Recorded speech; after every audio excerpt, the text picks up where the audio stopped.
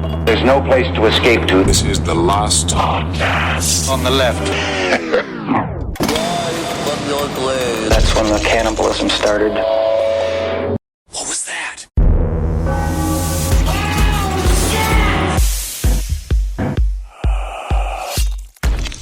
Warning. Today's episode involves demons. Even just listening to this episode may involve you getting demons. Whoa! Because demons, apparently, are a contagious disease. And you need to be very careful when listening to things about demons. Demons! Because if you are not too careful, and if you don't have your rosary close by or inside of you, Ooh.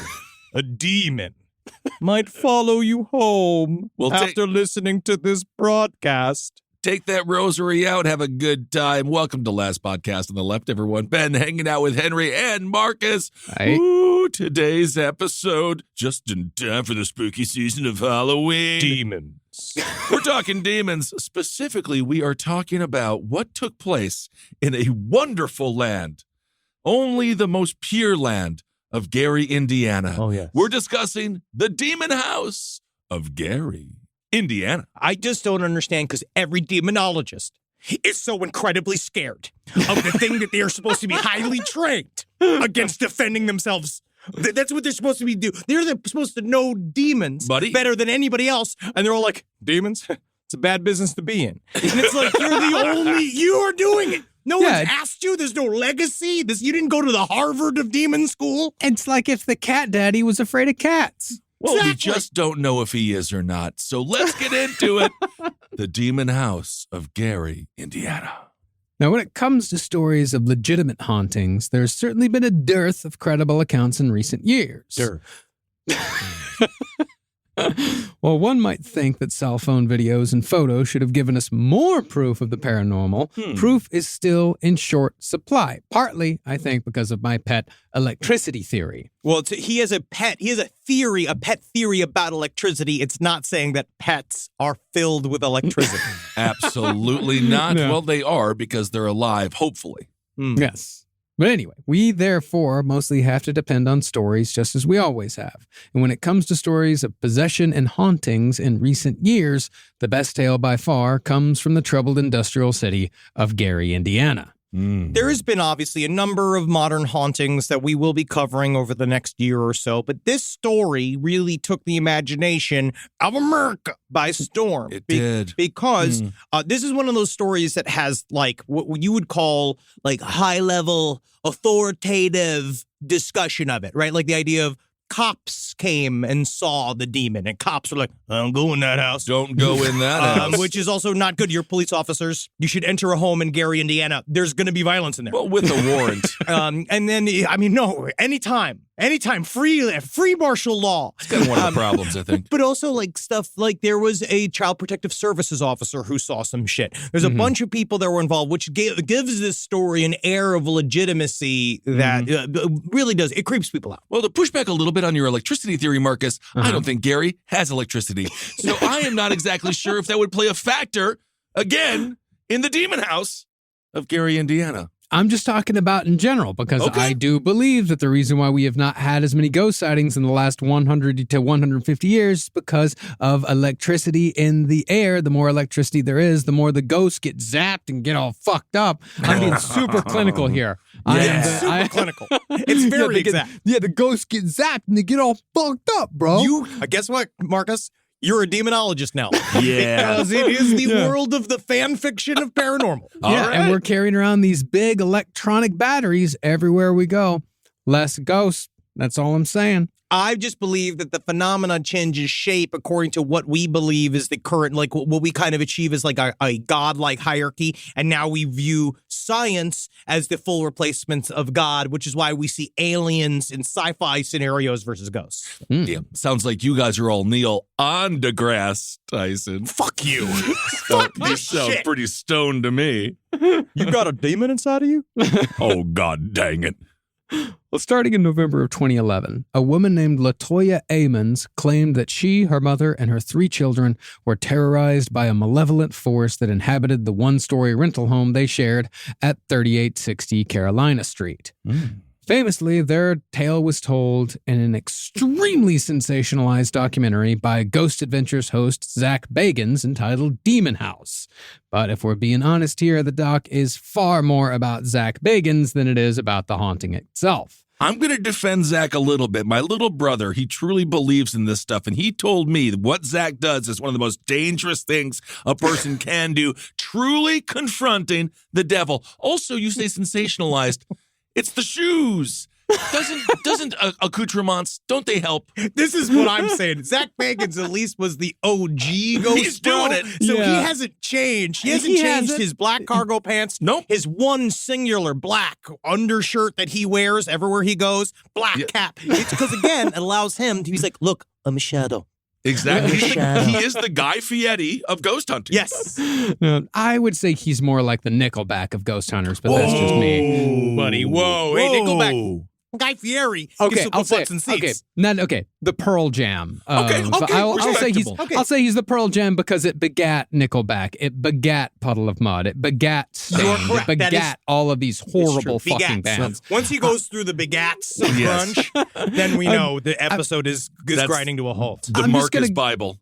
I'm just gonna go ahead and say I'm not a big fan of the Ghost Bro school of the paranormal. Okay. I believe it pulls the movement back.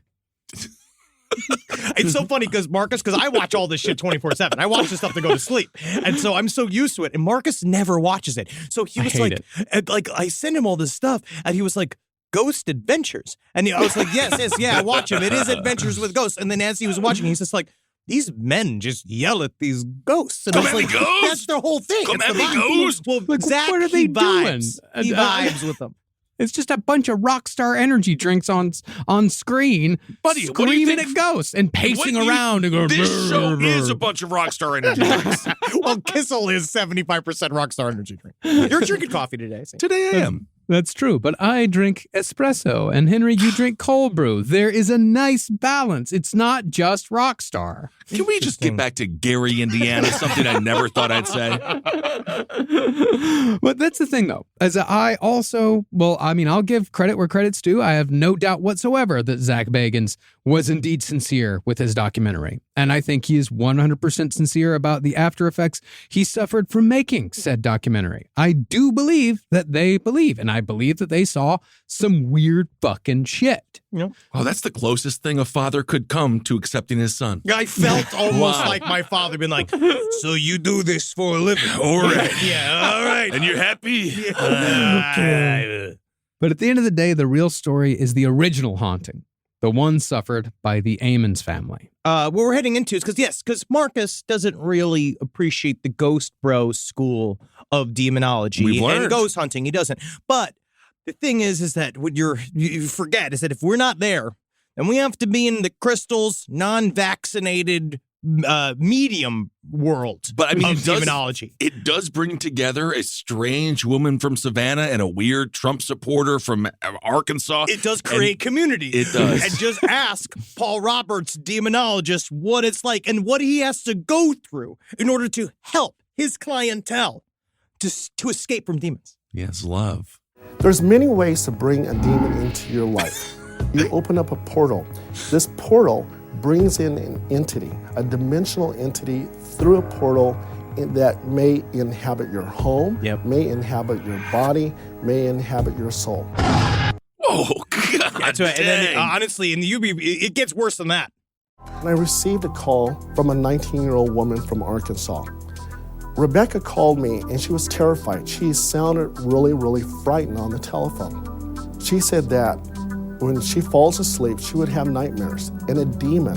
And she described this demon as looking somewhat hideous that would actually enter her dreams. And the demon was telling her to commit suicide. And when I was talking to her, the voice was shaking, she was frightened, she was crying. I asked her if she ever played with a Ouija board, tarot cards, and come to find out she played with a Ouija board. And I told her to take that Ouija board and throw it into the river. Oh. You can't burn a Ouija board because you'll curse yourself. And what she did was take the Ouija board and she threw it into the river. She never saw it again. She went and got baptized. She blessed her home. And no more than maybe a week later, there was a thrill in her voice. She was happy. She wasn't contemplating suicide. She wasn't having any more dreams. And she wasn't being bothered by this demon. Now, this is what is called demonologist's voice. Wow, because I wanted to he really saved her. He really did. And because the thing about demon can be any form. Any form demon take, he could be man. Demon could be a hamburger. And you don't know. You eat hamburger, you don't understand. You eat demon. And demon can be checkerboard. And all of a sudden you play checkerboard, and you now know that you king man, the man next to you, he demon as well. He also demon. He's also you're playing demon. So demon. You never not be scared. Never not be scared. Interesting. He mentioned not to burn the Ouija board when I was in high school. We did burn our Ouija board. Nothing bad happened. No, it didn't. You got clots. I did get blood clots, but that was 3 years later. That was after major weight loss. And then also I rolled down a hill for fun. And my favorite demonologist is a guy on YouTube that always had the camera right above the bridge of his nose. You only saw his eyes, and you'd watch the video, and he'd just go, "Pornography demons, come out, pornography demons, come out, pornography demons, come out." And it's that for 6 minutes. Well, that's one hell of a JOI. Mm-hmm. What's a JOI? Jerk off instruction. That's where they tell you. They tell you what to do. It's actually kind of nice to have somebody else take the wheel. And they give you a countdown at the end, so you kind of can time it out. Yeah, but it was just like, well, now, and then I was like, you know what?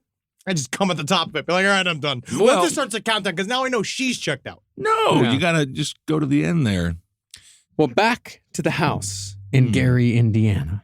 The house itself is fairly nondescript, the sort of simple one-story home with an enclosed porch that one might see on any of the streets of the more impoverished sections of Gary, Indiana, which are numerous. Mm-hmm. The structure was built in 1926, and supposedly, according to the documentary, 5 murders occurred in this one home prior to the residency of the Amons family. Although, according to a report I ordered from diedinhouse.com, nobody has ever officially died at 3860 Carolina Street. I don't know where the hell he got that number.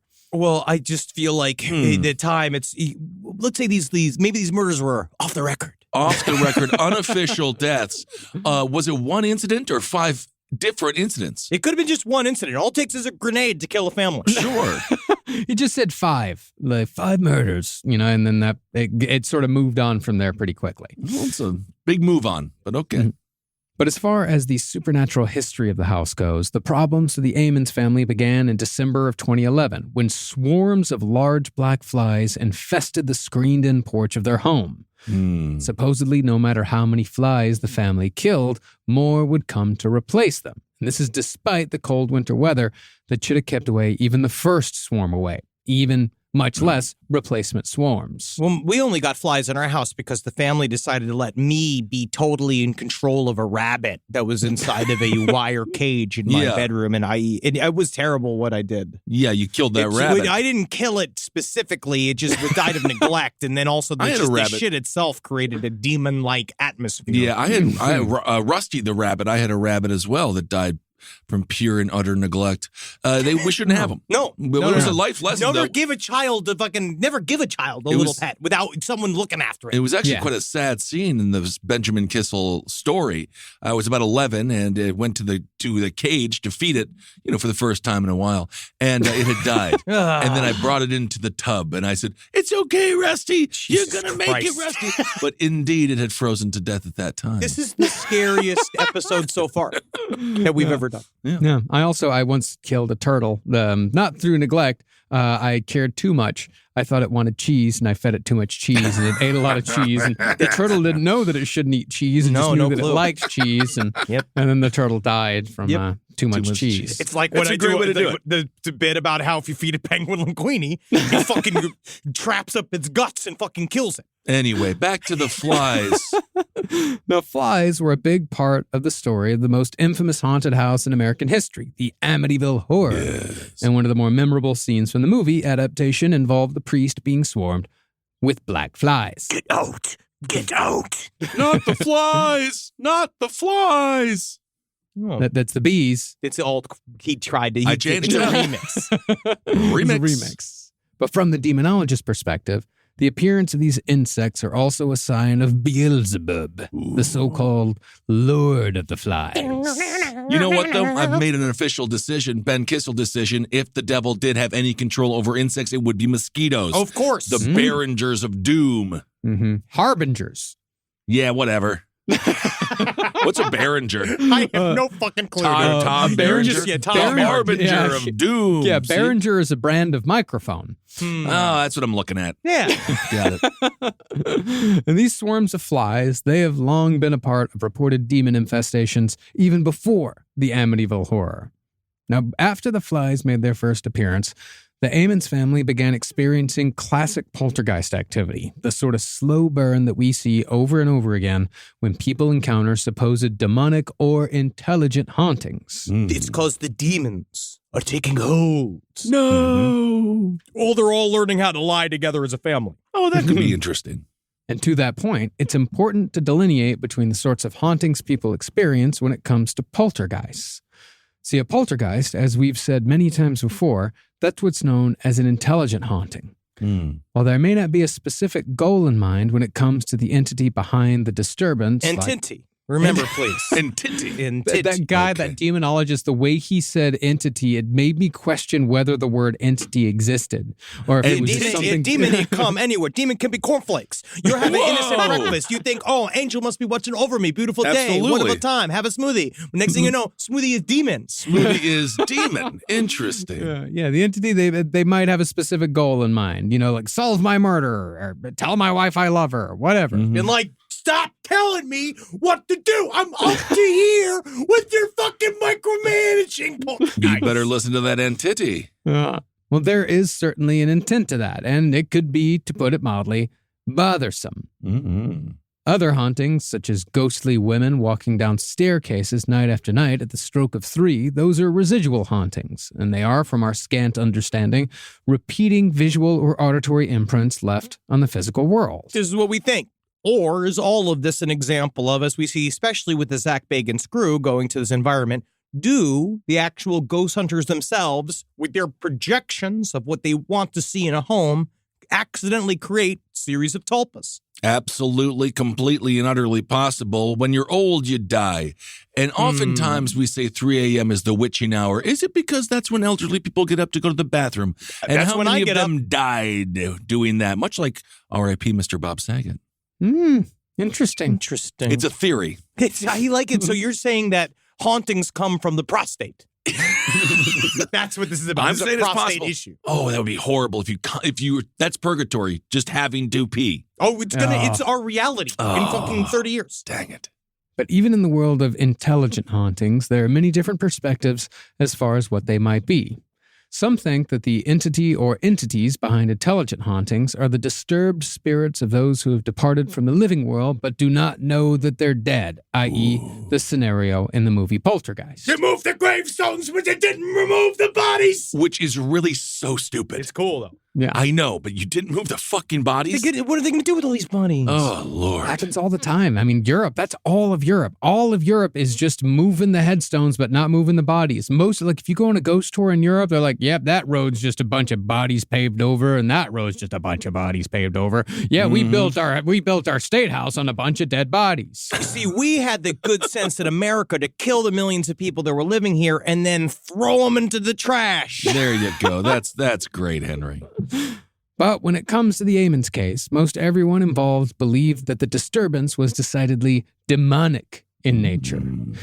In this situation, the haunting is caused by a Judeo-Christian demon, usually one of the demons mentioned in the Lesser Key of Solomon. And they always have a very specific name, a series of duties, because to them, which I also love, is that I was watching this one documentary, it's called Mysteries of Angels and Demons, and I like how they talk about it because it's the science behind angels and demons. Yeah, what's that science all about? It is all about making it up as you go. Great. Because what they say is, one of my favorite is a pastor who was just like, As people say, like, witchcraft, it has rituals, right? It has rituals, and it's disgusting. It's infernal. It's As infernal opposed to the Catholic Church. We see, what we call this, and this is real. He says, what we have is called spiritual exercises that we do that are, yes, at a certain amount, but you have to go through a step. You have a grimoire, which we covered when we did Annalise MacLeod this year. You basically have a spell book that you read out specific names of demons to try to harness them. Yeah. And because that's the only way, that to them, that's how you make it legit. Sounds like you got rituals. Yes. Okay. Very much so.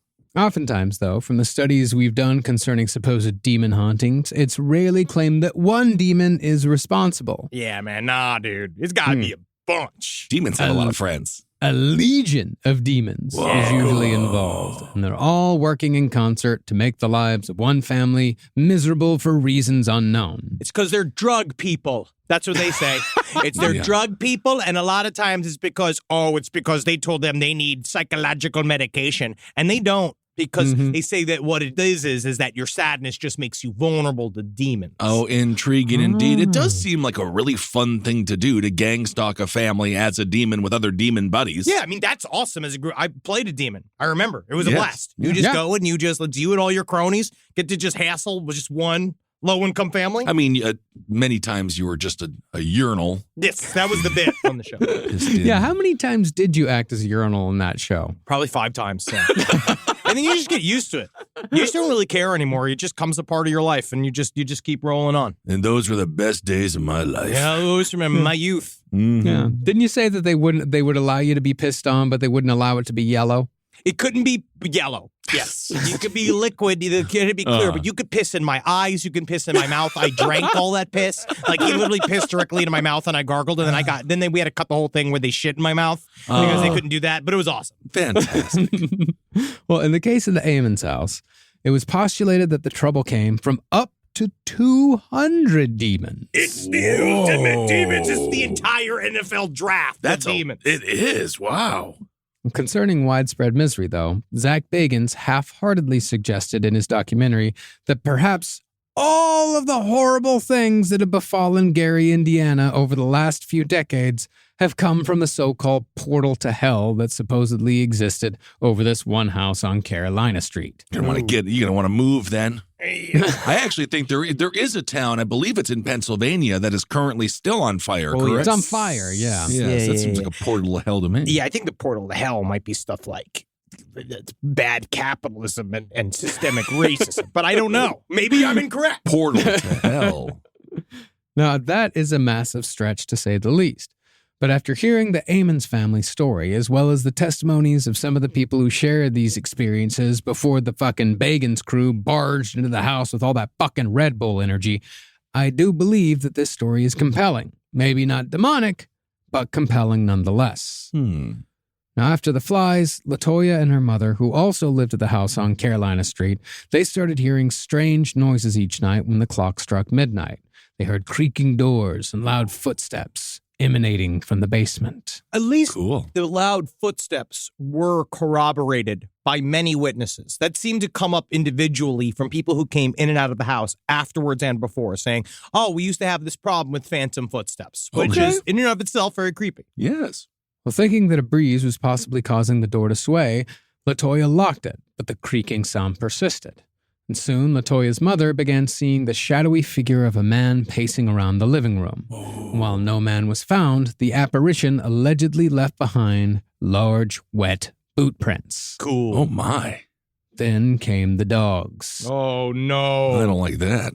Even though there were no dogs nearby, the family heard barking coming from inside the house, and an investigator who later examined the basement claimed to have heard a dog barking and growling beneath the floorboards. That's the kind of stuff that I found compelling about the documentary and other footage I saw is shit like that, where like one person would say something very specific about dog barking and hearing dog barking, and then that one dude came in there, and the first thing he said was like, is that a dog barking? Which was interesting when that all lines up. Folks, are we talking demon dogs here? We have a demon dog. Is that what's happening here? I feel like the dog noises are being used to unsettle people because, especially at the time, if you do believe that the certain parts of the function of the phenomena are reflecting back on things that you find particularly scary, what would be really scary in Gary, Indiana, besides the sound of multiple cop dogs? right? Yeah, like I mean it. Like, suppose so. and that type of thing it reverberates back of like what's scary to you. I don't know. Okay, all dogs do go to heaven. I've seen the movie. Some I'm not dogs sure. go to heaven. I don't know if dogs do go to hell. Some dogs and I go believe to you hell. do have to be in hell to be a demon.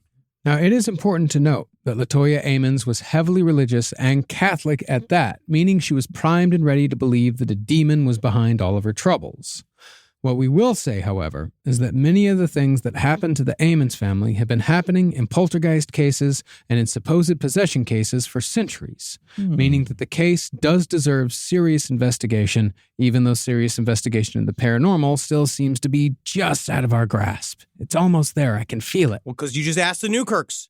The Newkirks do the closest thing to I've seen to a truly serious ghost investigation, and people say it's boring. Because, unfortunately, it does move slow, and a lot of times when you experience it paranormal, it's very personal. Dog Whisperer meets Ghost Hunters, Demon Dogs edition. Interesting. That Save would be that in your fascinating. pocket. Save it for the next time we pitch it something. With the head of Shutter. We're talking I the head of pitched him an Shutter, and he idea. completely blew it. He fucking blew it. He said, I'm going to pitch you a movie, and he fucked it I've up. pitched more of a thriller. Not a horror movie. No, and he No. literally said that as he was looking at his phone. Pitched he the started wrong looking at his phone. genre. I watched him turn into a pitch movie. He was like, I got a pitch for you. And he was like, all right. And then, because he was totally engaged. And as soon as he started pitching, this guy started looking at his phone. I was like, God damn it. He just Wow. immediately went And to that's exec mode. the true horror, isn't it? How does the thriller end? It's actually quite a cute idea. It's about a Make-A-Wish kid who wishes that the baseball player would throw the game. Yeah, and then it turns into Uncut Gems. And then- meets that movie where what's his name, Johnny Knoxville pretended to be mentally handicapped to get into the fucking and the then games. he becomes the Make-A-Wish kid becomes this entity. The mafia is like, who is this guy? Who is this guy? But it turns out it's a Make-A-Wish kid. So it's Saw meets some kind of other movie. It's the worst fucking idea I've ever heard in my life. I think it's a fantastic idea, and I'm gonna make it. I just made it. It's starring Alec Baldwin. And what's it called? What's it called? It's called what's the opposite of a wish? This is the problem, man. This is the problem. Like I said, it was like, no, take the stage. It was like the spotlight's on you, man. I nailed it. Yeah. Rise from your grave. Did you know that there are currently over 2.4 million podcasts in the world? Sheesh. Yikes. Including the only one that you're listening to, which is the only one that counts. All right. It takes a team of people to help bring these podcasts together. Believe me, it takes blood, sweat, tears, guns, money, sex, violence. It's so much fun. Like my team, honestly, though, yes, we did a lot of online recruiting, but I also just blew the horn of Shangri-La and then just came from every fjord that was in a 5-mile radius. But I'm different. Needless to say, hiring the right people for these roles, it's important. And whether you're hiring for a podcast or for your growing business, there's only one place that makes it easy. ZipRecruiter. And now you can try it for free at ziprecruiter.com/LPOTL. ZipRecruiter uses its powerful technology to find and match the right candidates up with your job. 4 out of 5 employers who post on ZipRecruiter get a quality candidate within the first day. For Serial, I got some of the best people that from our entire network. The crucial members of our team I got through online recruiting. It's meant so much to us, and it can mean something to you. So if you're a fan of this podcast and you want to try ZipRecruiter for free today, you need to remember our special URL, ziprecruiter.com/LPOTL. Once again, that's ziprecruiter.com/LPOTL. ZipRecruiter, the smartest way to hire. Hi, I'm Jackie Zabrowski. And I'm MJ. And I'm Holden from the Page 7 podcast, and we're going on Tour! That's right, we're touring all up in this mother-freaking country. fake cursing, so whatever, Jackie. Just say the filthy F word already. Ooh, we will say the filthy F word when we come to your town. First up, we'll be in Austin and Dallas, Texas on November 17th and 18th, respectively. Or disrespectively. Good Lord. For ticket links and more details, visit lastpodcastnetwork.com. That's right, lastpodcastnetwork.com. Page 7 and Wizard and the Bruiser present Release the Butthole Cut! Wait, that's really what we're calling the tour? Absolutely. Release the butthole cut. For more information, go to lastpodcastnetwork.com. Well, concerning the patterns of poltergeist activity, after the simple stuff was out of the way, LaToya's daughter allegedly became a target of the entity haunting the house. As usual, the daughter was 12 years old. She was pubescent, and she was going through the traumatic experience of the loss of a loved one. To wit, on the night of the first sign of alleged possession, the family was mourning the loss of that loved one. And at around 2 a.m. on March 10th, 2012, a friend staying at the Amon's house woke up to find LaToya's daughter unconscious and levitating above the bed. It is very classic scenario. It is a very classic scenario. The entire family was in turmoil as it was. I think that the mom might be dealing with some psychological difficulties as well. And everybody kind of like, again, is it groupthink or is it a demon? Okay. According to the Amon's family, they all witnessed the phenomenon when the friend screamed, and supposedly they prayed over the levitating girl until she finally woke up. And when she did, she had no idea why everyone was so worried, but her sleepover friend never returned to the house. Yeah, I wouldn't go back. Well, I mean, I think that's kind of fun. Why not? Go back. It's kind of cool. Yeah. It's all about if you're stupping her or not. It's something to do. If you're anyway. stupping her, then you gotta hang out for It was a while. It's like when sleepover they get friend. it's if your new girlfriend gets possessed by a demon, you kind of have to hang out for a bit. It's like if they turn out getting really sick. No, you can go if they're if they've been possessed by a demon. If you've been dating for a month, you can just go. Wow, interesting. If you're I'm married, in on this one. I think you can just go. On a month? What's the cutoff? 3 months? you married. Honestly, even if you're engaged, they're possessed by a demon, you can go. Wow. But you sign that devil's contract, and then you have to stay with them. If you're talking about living together, then I think you got to stay. But anytime before that, you can just head. You can Especially just go. if you signed a lease. Yeah. Any document that's been signed, Yes. you got to stay. But I think even if you're not living together, if you're talking about living together, then yeah, you gotta stick around. You can't just say I'm out of here. Okay. He's the moral barometer of the show. Okay. Well, after that, LaToya's other two children, boys aged 7 and 9, they also became targets for the supposed entity. In one incident, one of the boys was thrown out of a room by an invisible force, and he complained that something was pulling at his limbs and genitals. It's the ghost of Michael Jackson. I know. Insert your From Michael Gary, Jackson Indiana. joke there. You got it. That's the one we get. We get it. It's Gary, and you know, Indiana. and that was a pretty good. You know what? If you were going to put one anywhere, that was a pretty good place for it. I mean, I was going to let our audience think it, and then they can have the embarrassing shame of having a horrible joke that they want to say, and then they do say it, and then everyone says, good job. What's interesting and unusual about this story, though, is that demonic presences usually focus on one person when it comes to possession, although everyone in the house experiences something. With the Amon's family, however, all 3 kids were fair game for temporary spiritual invasions. Fairly often, the eyes of the 2 little boys would allegedly become extremely bloodshot. When that happened, the boys would describe what it felt like to be murdered, or they'd lock themselves in closets to talk to invisible entities, or they'd say they were being choked to death by something they couldn't see. This is why I have chihuahuas. This is scary. Yeah.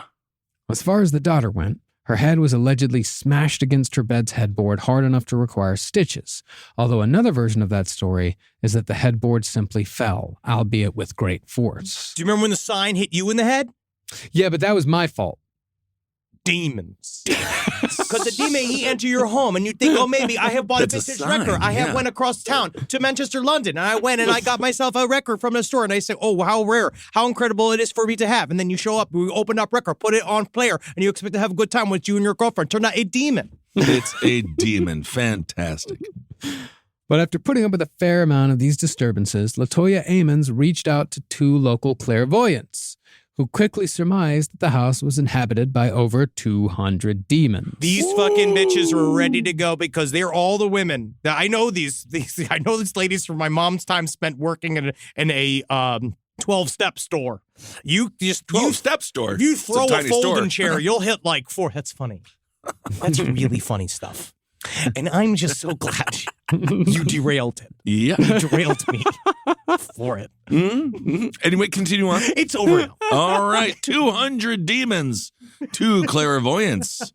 Wow. At the insistence of those clairvoyants, who were never named, by the way, LaToya built a Christian altar in her basement to combat the demonic presence because all signs were pointing towards the basement being the source of the hauntings. And the basement was genuinely creepy. Yeah. But I also feel like this is kind of the thing we saw with the Betty Andreson affair. It's like in certain things when you are maybe experiencing something that is weird, right? But you also have sort of a very specific religious outlook. As that there's something about kind of, in a way, encouraging the behavior of the phenomena, if it's indeed real, by doing shit like this, where you set up a Christian altar and basically you tell the thing that it's a demon, and then it starts to behave as such. This is why you got to get a one-story house, Spanish style. No basement, no attic. You're right. This is all about a ranch-style home. It really is.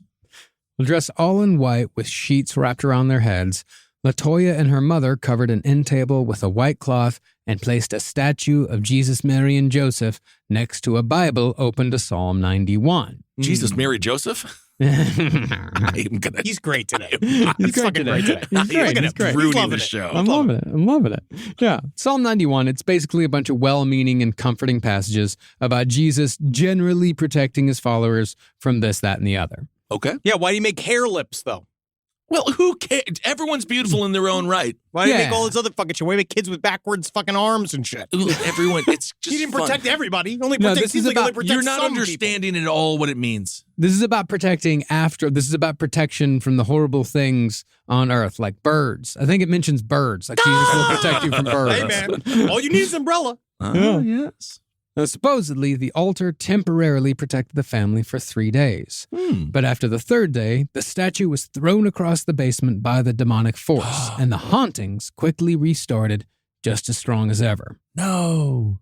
So after the clairvoyance didn't pan out, Ammons, to her credit, reached out to her family's pediatrician. After visiting the home, though, he immediately called out the situation as delusional. Yeah, There's nothing he's like, going you're all on here." fucked up. Yeah. Everything's fucked up. Right. Everybody's sad and upset, and none of it's real. Okay. At this point, though, one of the boys cursed the pediatrician out using a demonic voice.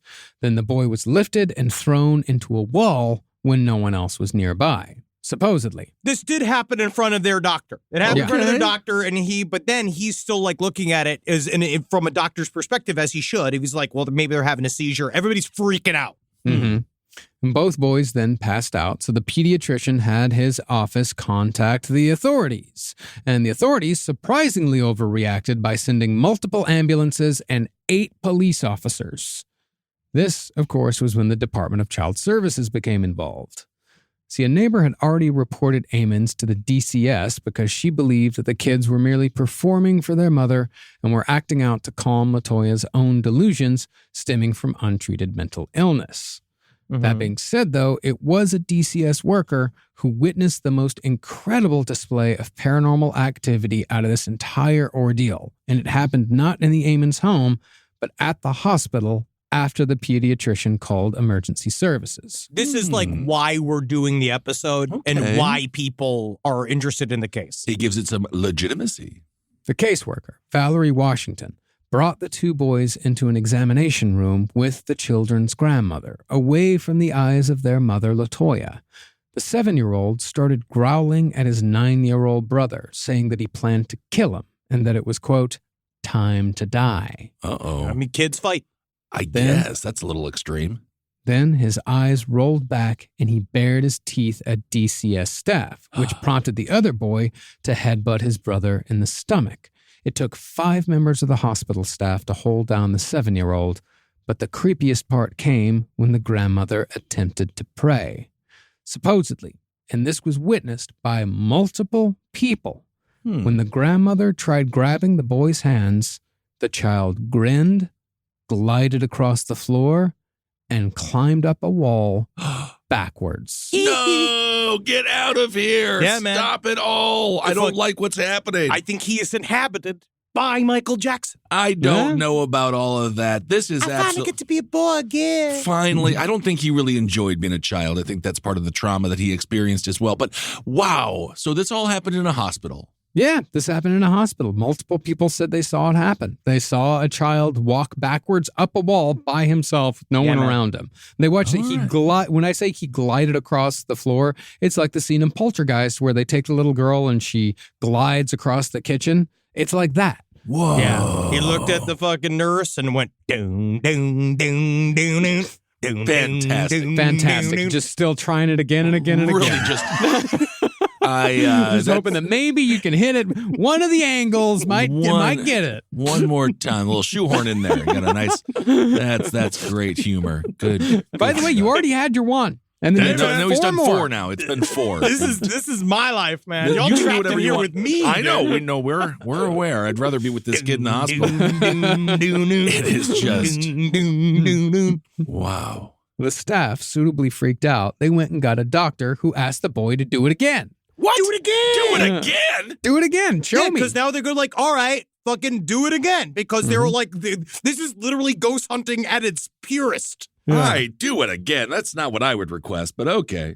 However, the boy not only couldn't repeat the incident, but he had no memory that anything strange had happened at all. And I do believe if you ask a kid if he can do that, like kind of parkour like that, he'd be like, yeah, of course, mister. And he'd just do it again because it'd be cool as fuck. I just don't think he... Anyway, interesting indeed. Now, whether or not caseworker Valerie Washington believed in demonic possession or not is irrelevant, because the day after the wall climbing incident, an emergency appeal was filed to have the children taken away from LaToya Ammons.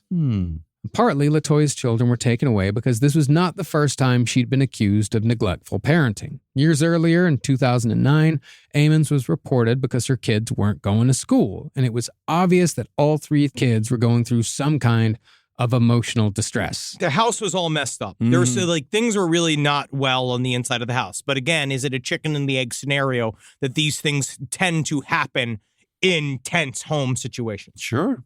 So the kids were sent to group homes for psychiatric evaluations. Meanwhile, the chaplain at the hospital where the wall climbing incident had occurred, he decided, along with LaToya, to reach out to a priest named Father Michael Maginot concerning possible options for exorcism, which I think tells you a lot about LaToya's state of mind, is that her kids get taken away and her first thought is call a priest. Yeah, I mean, because now she has decided that this is real. Yes, she has. And maybe, and again, I feel there is a, how do you put it, like a practical edge to the performative ritual of exorcism. That maybe if you can convince somebody that, like, all right, you think this is real, let's now walk this path and try to fix you in a way that corresponds to your beliefs. Right. But sometimes it does snap people out of it. A lot of times it just makes it worse. Yeah. Now, Father Maginot immediately found this to be a bizarre request because most priests never experience credible claims of demon possession. Although, as we've said, exorcisms have been on a rapid rise over the last few decades. But you know it's exciting. Yeah. Because most of the time it's just like boring-ass funerals. Oh, You gotta sure. do your fucking mass. The idea of someone showing up being like, I need an exorcism, that's a fucking huge day for a priest. Absolutely. They are the only ones that can handle this assignment. So while Father Maginot didn't agree to an exorcism right away, he did agree to meet with the family. And 2 days after LaToya's children were taken away, she met with Father Maginot at her allegedly haunted house. Now, Maginot figured that there was probably some sort of natural affliction going on here, which isn't the worst assumption considering how many people have come away from that place with serious physical ailments that point more towards extreme toxicity in the environment instead of demonic infestation. It's so funny that you said the word serious physical ailments, and I swear to God, Kissel's stomach just made a noise. It sounds like there is a man inside of him. It sounds like there's a haunted butler. Like literally there is a physical tiny man that is trapped in his guts. Not the flies. I just heard, not the flies. It was Tim Allen's in there. Oh, interesting. Home improvement. Well, for a good example of those serious physical ailments and people who have visited the place, the parapsychologist from the Zach Baggins documentary, the guy who came in with like the neat little, like the fun little toys, he came away from the visit with serious organ failure. Dude, Is there a gas leak in the house? That's what I'm saying. We're going to that's get to it. And this dude is like, he's in the, like, it's near the end of the documentary. He's in the hospital. His organs are shutting down. Yeah, and they he said that each one shut down. Normally they say when organs shut down, they do one at a time, but there seemed to be some kind of strike. There was a collective An Oregon strike of labor. They unionized. Yeah. Out of all the EVPs and all the electronic equipment he brought, did anyone bring a carbon monoxide tester?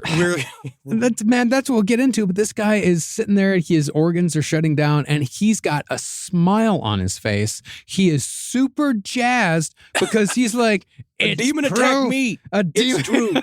It was me. It's like meeting Chandler Bing. Oh, and wow. you just say what you say on the show. Say the thing where you go like, Monica. Isn't that it's nice? just so nice to be there and just know a demon touched me. Well, Friends was just great because even if you were lonely, you always had friends. They would never have spoken to you. No, I know. It really doesn't hold up either. Honestly, Kissel's stuff, his whole body is he sounds like a haunted mansion. He's just hungry. The man's hungry. It's not, I don't know what that is. I think I heard a chain noise come out of him. I had too much chili. I actually had too much chili this week. But I haven't forgotten anything. So I think Alex Jones was lying about that too. We could take a break. He did say in our text chain, my butt's been crazy lately. Like ever since we got back from the UK, my butt's been crazy. We need to get a belly mic. I don't want a belly mic. But concerning Maginot's read on the situation, he decided after a 4-hour conversation that the family was indeed being tormented by malevolent spirits. Whoa. But for him, the clincher was nothing more complicated than a flickering light.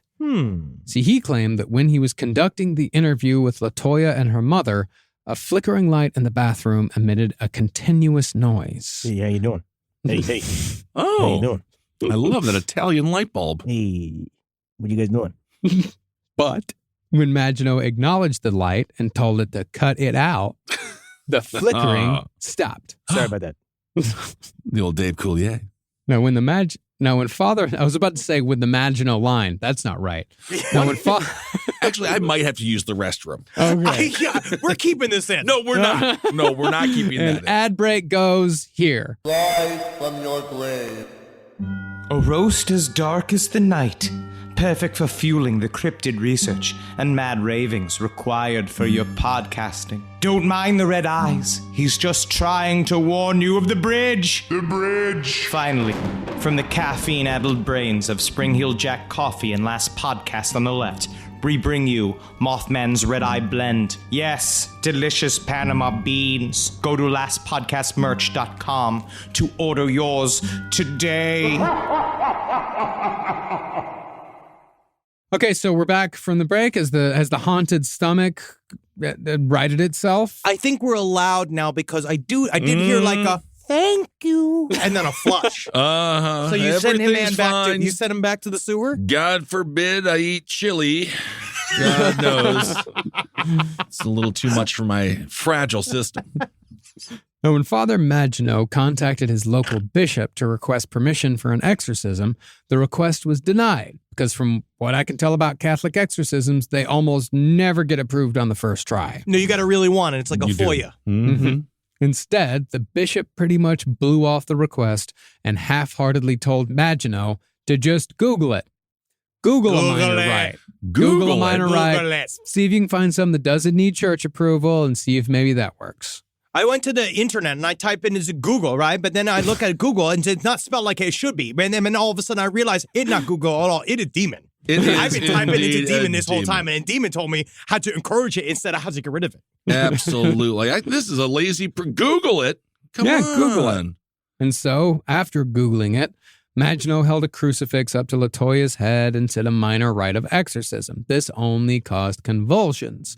But Maginot considered this a victory because, he said, along with the flickering light, the convulsions meant that the spirits were afraid of him. See? Fantastic. But they didn't leave. Okay. But they were now satisfactorily afraid of him. Father Michael, scary dude. And so, before he left, he blessed each room of the house with holy water while reading passages from the Bible. Although this was not enough to keep Ammons and her mother from fleeing the house to stay with relatives in Indianapolis. Gary's the only place that makes Indianapolis look like a refuge. Absolutely. Meanwhile, the kids were being psychologically evaluated at their respective group homes. The youngest, it was said, acted possessed when he was challenged, redirected, or faced with questions he didn't want to answer. Otherwise, he was totally normal just so long as he wasn't talking about demons or hauntings, which led the psychologist to believe that there was nothing psychologically abnormal about the child. Yeah, obviously, the kid was on some level, nowadays, like, and you'd look at it and be like, well, he's overreacting to this whole topic. This whole topic is doing something. I'm not saying demonic, but it's psychological. Like, he's learned to behave this way. Could be demonic. Likewise, the person who interviewed the other two kids came upon the same conclusion, adding that the daughter was probably being influenced by her mother's paranormal superstitions and extreme religious beliefs. Remember, kids always want to please. That's what they want more than anything. Of course, and if you do believe, it kind of holds that, with demons, demonologists say that, demons attach themselves to specific people and places. So maybe if you move away from the portal of hell, it doesn't work anymore. You don't get, you lose the demon Wi-Fi signal, and now you're like out there, but you got to act like it. Right. But then who wants to move away from the portal to hell? I mean, tell me about it. Come on now.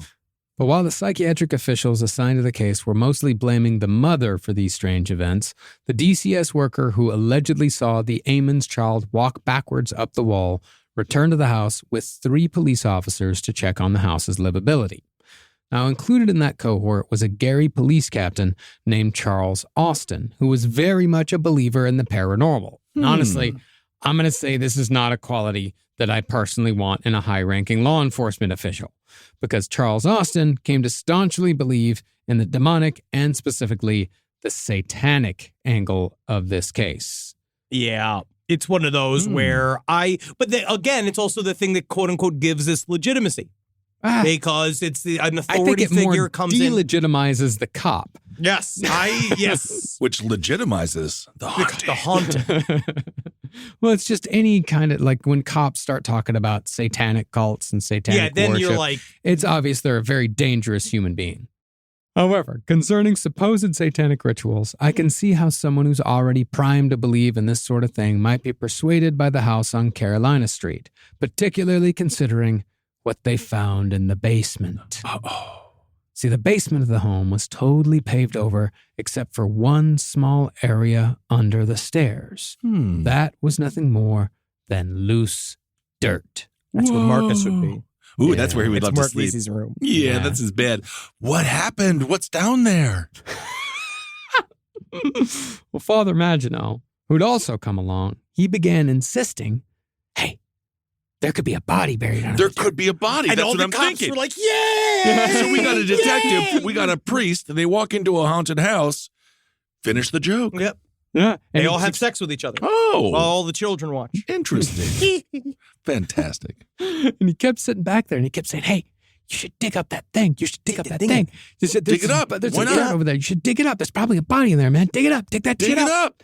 And finally, the officers complied. So, yeah, Fine. what else are we going to do? Dig it up. No body was Oh. found. But they did find some mysterious and appropriately creepy items. They found a single woman's press-on nail, a pair of women's underwear, Nice. two children's socks with the ankles cut off, Weird. a candle, a comb, and a heavy metal bar. Okay. All right.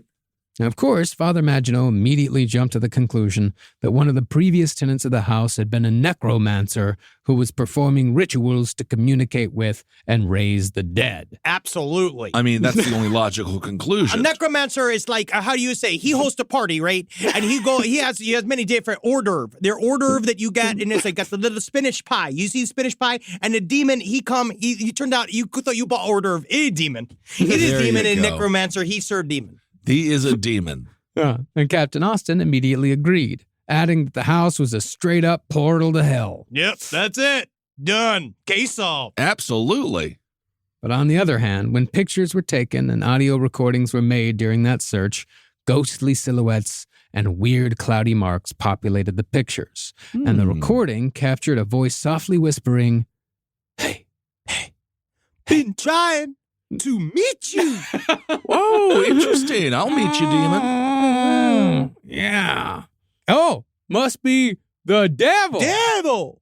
Now, That's great, right? Very good. Good work. Pixies. Oh, Yeah. the Pixies. Love them.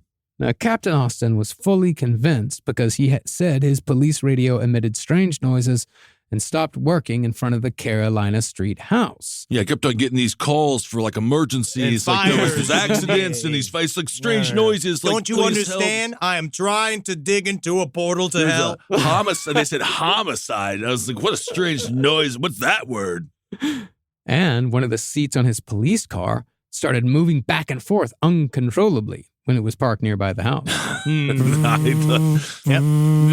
Another mission accomplished as a demon. I'm all powerful, all knowing. Let's move his chair slowly back and forth, would you? Yes. I will fuck with his driving settings. That's There goes all your favorites on the radio. Oh. Now they're switched. No. Well, similarly, the social worker who allegedly witnessed the child climbing up the wall backward, she quit her job soon after the discovery of the creepy objects and moved away from Indiana. All right, so real actions were being taken by people. It could also be that this was just the last in a long string of unsettling things. I can't imagine that were seen how by a difficult. social worker in Gary, Indiana. How difficult the job of a social worker in Gary Her must job be. was she covered child casualties. Oh, yikes. Oh, She was not she That was was probably not, it was not a happy job. It's not a very fun job. traumatizing. Go to Chicago, have a hot dog. I mean, even that's going to be bad. No, Chicago's got great food. Not about the food. I'm talking about the social working in Chicago would also be very difficult. You got to stop being a social worker. But that's... Now, Captain Austin was fully immersed in the story at this point, so he had his officers check into the history of the house, although I'm not entirely sure what the cops were going to do with that information once they gathered it. Nevertheless, they supposedly discovered that the house was built in 1926 by a newlywed couple, and their young son supposedly died in the house, and the wife died soon after that. Got to. The widower then sold the house to a landlord who sold it to another landlord, and it had acted as a rental property ever since. It is interesting because you don't hear a lot of, I guess this is also truly a modern tale because it is in a rented house, that they don't own it. Yeah. Now, Father Maginot believed that the original owners of the house might have created a shrine in the basement to communicate with their dead son. And believers in possession, as Henry has demonstrated, they usually think that attempting any sort of occult ritual, right down to something as small as playing with a Ouija board, that can open a portal to hell. Or a tarot deck.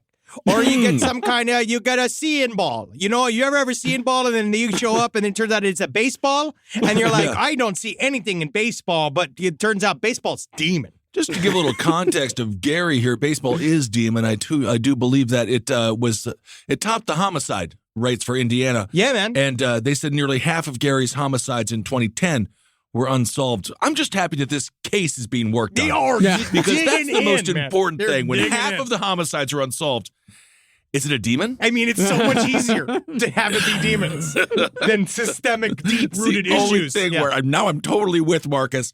Maybe the cops didn't need to be on the case. Yeah. But it also must be said that nobody before the Amons nor anyone after the Amons experienced any kind of paranormal activity in the house except for Zach Bagans. He bought the house for $35,000 after the story broke in 2014 so he could have his biggest ghost adventure yet. But the people who lived there afterwards said no. The people who lived before there said no. Wait, he's renting it out? No, we'll get to it. You don't want to spoil it. Yeah. However, if we stay in the paranormal realm, poltergeist hauntings are admittedly usually attached to people, not places.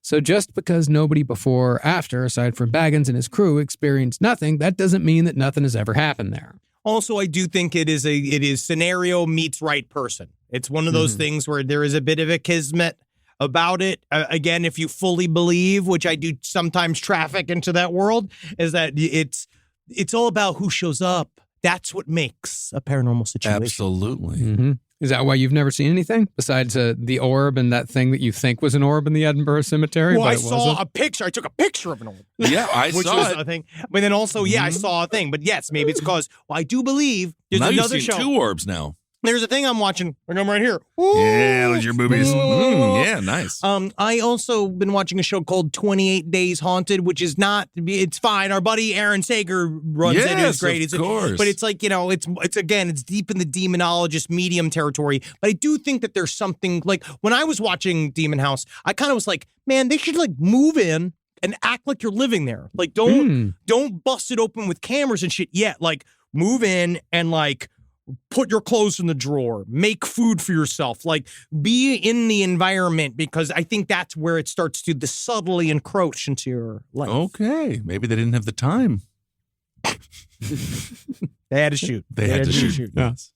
Now, on the next visit to the home, the same group of officials, sans the original caseworker, came, this time with a dog in tow. Oh. Dog didn't give a shit about anything in the house, which is surprising considering how sensitive dogs can be to this sort of thing. Sure. But it was discovered that the window blinds in the attic were dripping with oil. Dripping oil. Dripping with oil. Now, the more skeptical officers surmised that LaToya's mother had anointed the walls and blinds with oil in a ritual. So the officers wiped down the area and sealed off the room to make sure the mother couldn't break back in and cover everything up in more shit. Yeah. Okay. But when the investigators returned, they found that more oil was dripping from the blind. Are we talking like Newman's Own? Are we talking Italian dressing here? What do you mean, oil? It was a clear, viscous oil. Viscous oil. Well, perhaps inadvisedly, the new social worker who replaced the original, a woman named Samantha Illick, she touched the oil and was immediately affected. Oh. The blood drained from the finger that touched the oil. The finger bent as if it were broken, and she began having a panic attack. And indeed, there are pictures of her finger at the scene, and it is far paler than the other four fingers. Noticeably so. Pale finger. Pale finger. Demons. Father Maginot naturally claimed that the oil was a sort of ectoplasm, a manifestation of the demonic presence. Demon come. Interesting. Yes. Personally, I think this might have been another example of how this house was, to use a clinical term, all fucked up. Yeah, all fucked because up. it's very well could be some form of mold or pollution itself, literally just building on the walls. The thing could slide up from the, again, is it just sitting on a toxic waste dump? I don't know. We don't know, demons. But on the other hand, the finger incident wasn't the only bad thing to happen to that woman after she visited the house. She broke 3 ribs within 30 days in separate incidents. Clumsy. And the bad luck she encountered was spread around to just about everyone involved. Yeah, man. Multiple people, a lot of people. This is also one of those weird things, which is like, is it about perspective or is it real? Where people went to the house and when they left it, their lives would just get fucked up. Absolutely. And of course, Jesus Christ himself, he had some broken ribs as they stabbed him. They sliced his side. Yes, indeed. So perhaps there's something to that, demons. I think you're starting to get demonology. Yeah. We need to set you up with a YouTube channel, man. You gotta You're be careful. ready to go. All you got to do is yell at everybody for a while. Yeah, and just remember that Trump is an angel. I'd say demons. Demons. That's how I would say it. Demons. But Captain Austin said that he had multiple near-death experiences, and Zach Baggins became afflicted with an eye condition that nearly blinded him and still affects him to this day. I know this to be true. Weird. Yes, Okay. it is weird. Yeah. That was after Zach, he barricaded himself in the house overnight and basically made it an airtight chamber, which may also possibly point towards something real fucked up environmentally. Yeah, some like poison. environmental, maybe. Yeah, because he said he had this horrible pain behind his eyes, and he still has to wear these glasses with prisms in them. Yeah. Shit like that. So It's kind of really ruined himself physically for Yeah, this. fucked him up. Yeah, fucked him up bad. And the original caseworker who quit, she had to enter intensive therapy to deal with what she experienced. But about a month after the kids were taken away to live in another house and their symptoms seemed to clear up, Father Maginot decided that the demon or demons were fixated on LaToya Ammons specifically. She claimed to have suffered from repeated illnesses. She had headaches when she was in or near the house, and she had recurring dreams about violently raping her own mother. Not good. My goodness gracious. And so Father Maginot again requested an exorcism and was finally granted permission to perform 3 major exorcisms, 2 in English, one in Latin. That's a big get. Wow.